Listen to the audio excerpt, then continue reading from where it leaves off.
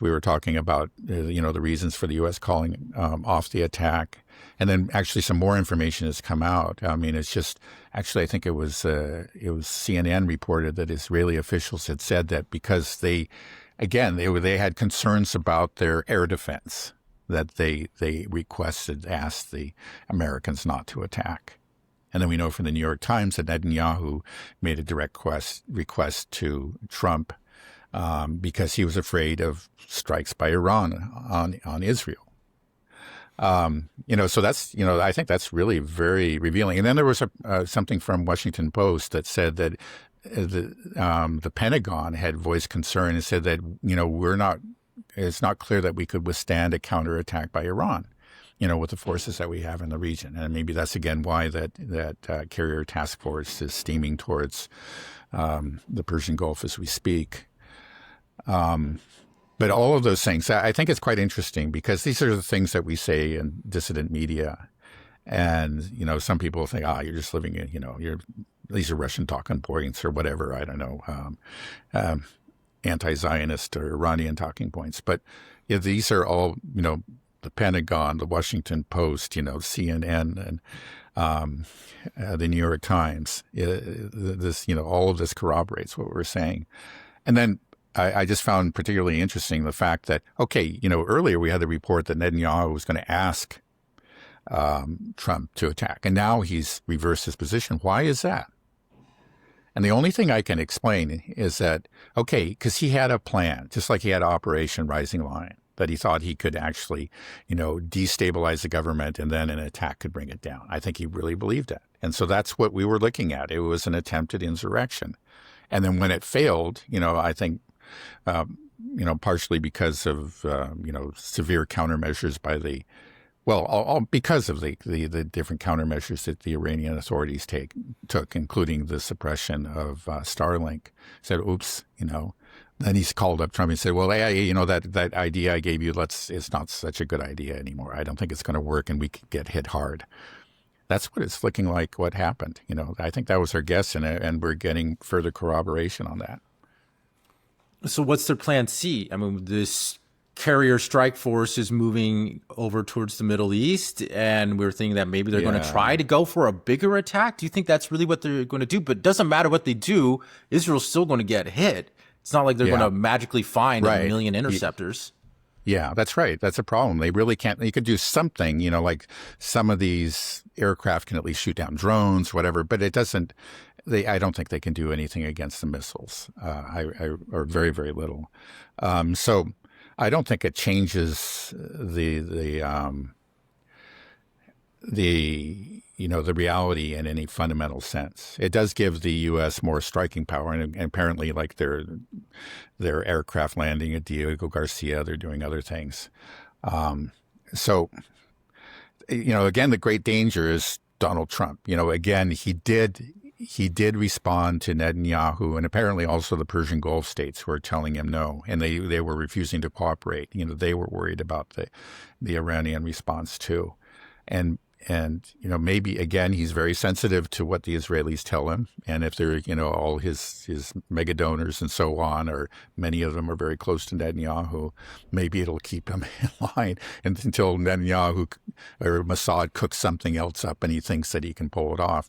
But again, I think that window is closing in Iran, like we were talking about, because Iran is building up its air defense system. So, every passing month it becomes a little bit more difficult for an attack like this to have any significant effect. But then it's just like anything, I don't want to place any confidence in the common sense of this president. You just read that letter and he has a sense, well, I've always been right. He just may feel like he's on a roll. Now we've got these things. Let's do it. I don't care there are these naysayers, but I'm Donald J. Trump.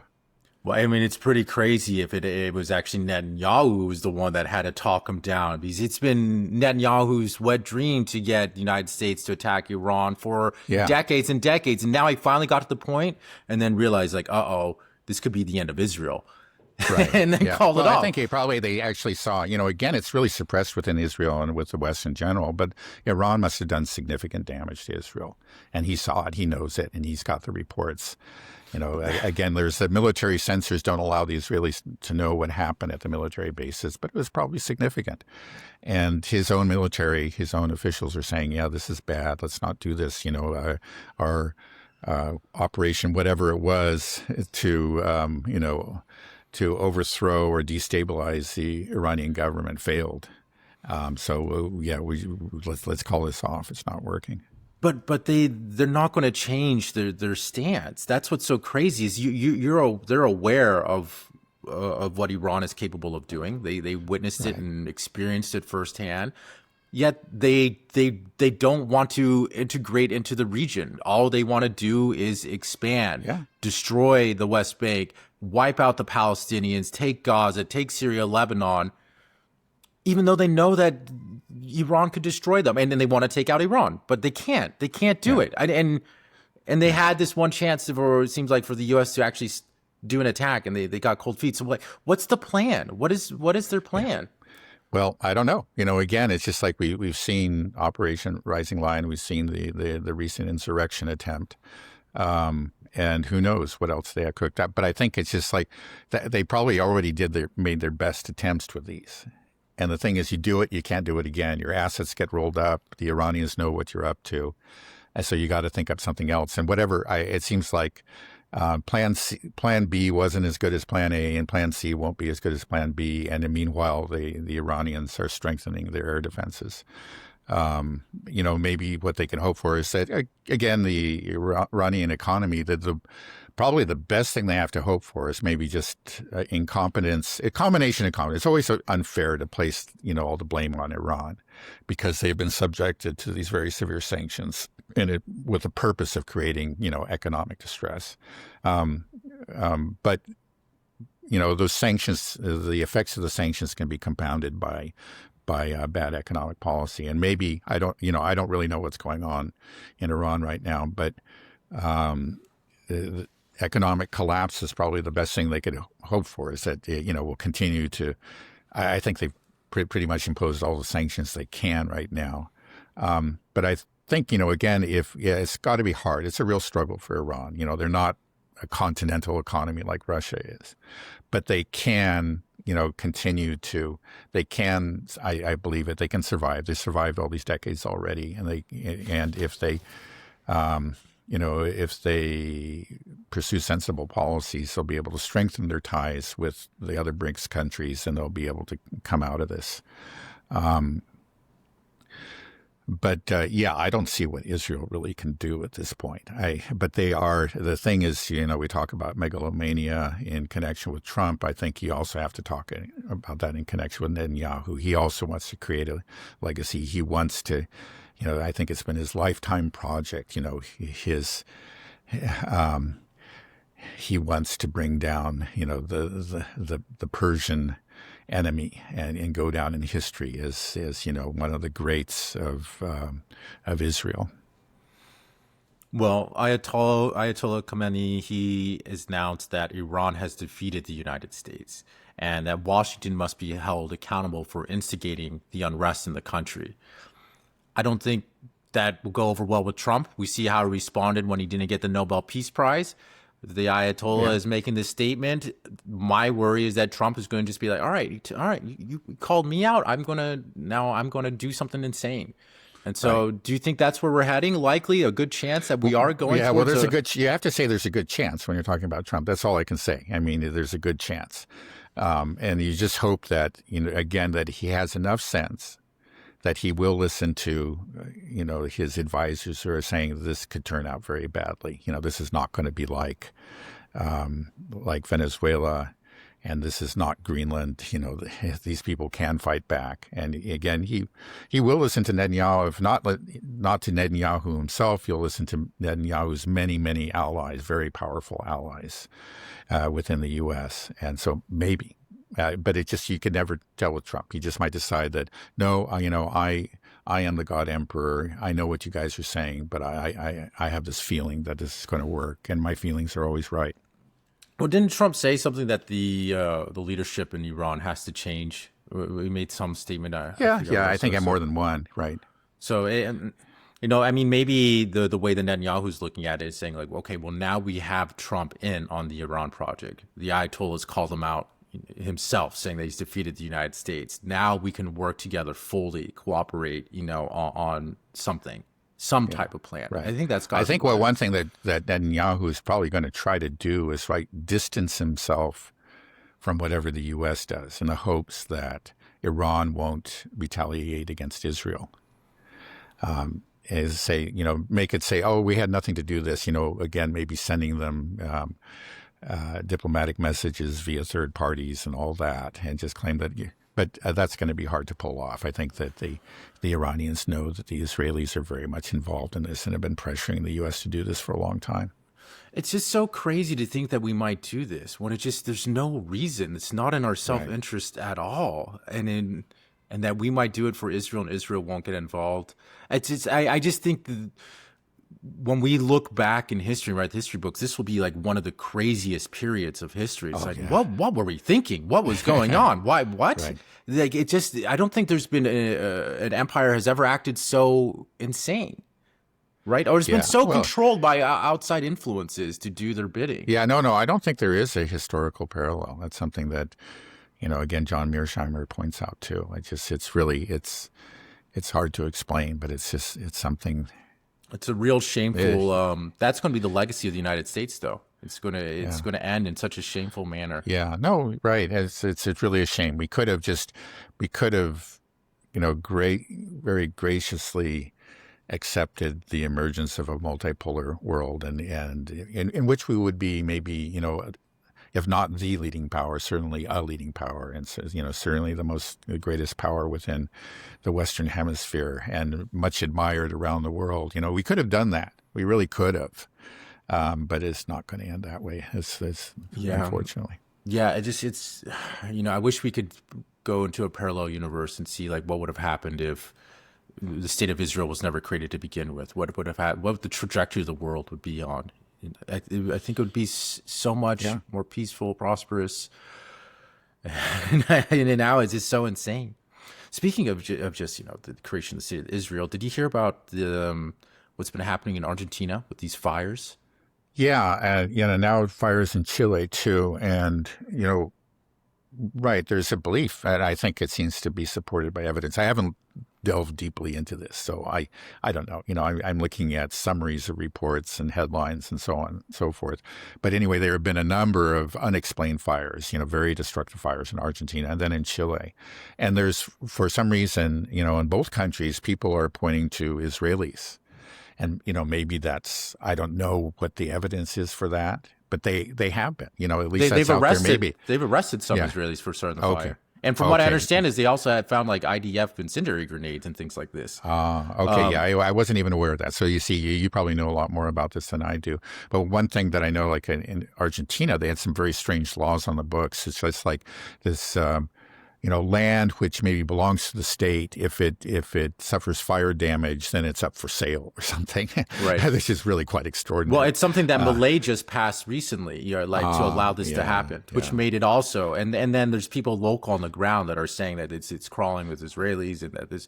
So it was interesting because Matt Gaetz did a piece on this on his network. So this was on mainstream media in the United States talking about the story, and I was like, wow, this is a pretty wild story. And I don't know. It just, we'll see what happens. Yeah, I don't know enough about it to really comment on it, but it is quite extraordinary. Milei is a very passionate, fervid, Zionist. He recently accepted Trump's invitation to be on the peace board. I think he's one of the few heads of state. I think actually Viktor Orban also has accepted it. And then I think the head of Vietnam, it has. So it's not just him. At least 3 heads of state have accepted. But Milei was maybe the first to accept the invitation. I heard that this sort of peace board that he's making is him trying to create his own type of like UN, trying to circumvent this whole... Right. Well, that seems to be true. I mean, that's the fear. And the thing is, the peace board is often described incorrectly as something specifically for Gaza. The peace board is not. It's an international, peacemaking foundation. Again, he believes he's this great peacemaker, and he's the head of the board. And he has very extensive powers as the head of this board. He's basically the dictator of this board. Now, on it, we have Tony Blair, Marco Rubio, Jared Kushner, Steve Witkoff, and others, but it does not, if you look at the charter, it does not say this is for Gaza, but this is just to to bring peace to the world. And there's a mention of other institutions that have failed to do this. And everybody reads that as meaning the UN. So people see it, I think correctly, as an intended rival to the UN. Well, I can't imagine it going anywhere. It's right. I mean, this is probably just a pipe dream. Yeah, I don't think so. Yeah, I don't know. Okay. Well, should we move over to Russia, Ukraine, or is there anything else you want to update with the Middle East? Anything with Gaza phase 2 that? Yeah. With Gaza, again, we just have to remind ourselves that the misery, the horror hasn't ended. It just goes on and on. Babies dying from hypothermia and,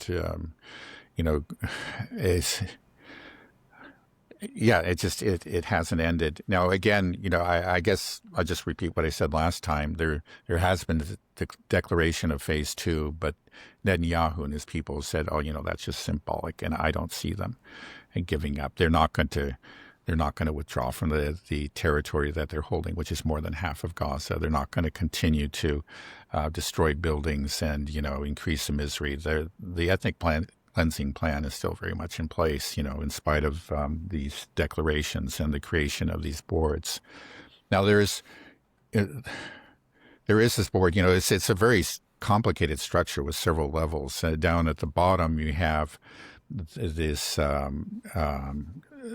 committee that's supposed to oversee the rebuilding of Gaza, and that's made up of Palestinians. And the head of it was appointed, I think, somebody who has had experience, has been in the Palestinian Authority, which rules the West Bank now and is a rival to Hamas. Now, Hamas has said they are willing to actually hand over. They have said that they are willing to hand over power to a truly Palestinian authority. But Israel's got to keep its side of the bargain. Israel's got to, withdraw from its territory. That's supposed to happen in phase 2, and the Israelis are showing no signs of doing that. It's just so insane that we have all this suffering and death in Gaza, and then at the same time we're trying to give this messaging that we care so much about the Muslims in Iran, and we're willing to go through some very horrible, convoluted bombing attack and move it and put our troops in danger to save what we say are these protesters being killed in Iran. Yeah. When we can literally just tell Israel, stop it, and have a huge humanitarian. Right. We could just end it just like that and save all these lives and say, maybe say, hey, start delivering them their food and medicine, what you promised to do. Stop destroying their buildings. Start giving the land back to them. Maybe give them the rubble removal equipment. Give them some tents, so their babies aren't dying in the tattered tents that that they baby formula. Stop shooting them. Yeah, exactly. We could do it, but we don't. So it's all a joke. We have to constantly remind ourselves of that. One other thing I just point out is, again, I've talked about this very complicated structure, but it's the point is at the top. It's nothing. It's Trump and his cronies and extreme Zionists.